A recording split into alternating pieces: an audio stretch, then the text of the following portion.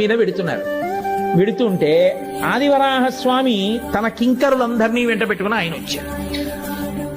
ఆయనకి ఈయన ఎదురుపడితే ఎదురొస్తే వెంకటేశ్వర స్వామి వారు పక్కకి తప్పుకున్నారు. ఆయన అన్నారు, ఈ కొండ నాది, ముందొచ్చిన వాడిని నేను. వెంకటాచల పర్వతం మీదకి ముందొచ్చిన వాడిని నేను, ఈయనెవరు ఇక్కడ తిరుగుతున్నాడని.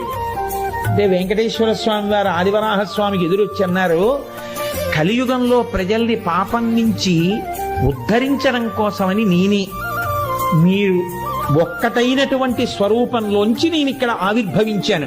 కాబట్టి కలియుగం అయిపోయేంత వరకు నేను ఇక్కడుండి భక్తులను ఉద్ధరించాలి. కాబట్టి నాకు ఏదైనా స్థలం ఇవ్వండి అన్నారు. అంటే ఆదివరాహమూర్తి ఏమన్నారో తెలుసా అండి, ఇది కలియుగం అయ్యా, అలా ఇవ్వండి అంటే ఇచ్చేయడం కుదరదు. స్థలం మౌల్యేన గృహ్యతాం, డబ్బిచ్చి కొనుక్కోండి అన్నారు.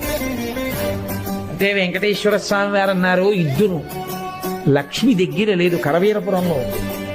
కాబట్టి ఏమిమ్మంటారు, ఎలా ఇమ్మంటారు? అందుకని నేను నీకు ఒక వరం ఇస్తాను, ఆ వరాన్నే ద్రవ్యంగా స్వీకరించండి. కలియుగంలో వెంకటేశ్వర స్వామి వారిని అందరూ నమ్ముకుని ఏడుకొండలవాడ వెంకటరమణ గోవిందా గోవిందా అంటూ నా చుట్టూ తిరిగినా, మొట్టమొదట ఎవడు వస్తూనే నా దగ్గరికి దర్శనానికి వస్తాడో వాడు దర్శనం చేసుకున్నా చేసుకోని వాడిగానే లెక్కలో తీసుకుంటాడు. మొట్టమొదట మీ దర్శనం చేసి తర్వాత నా దగ్గరికి రావాలి.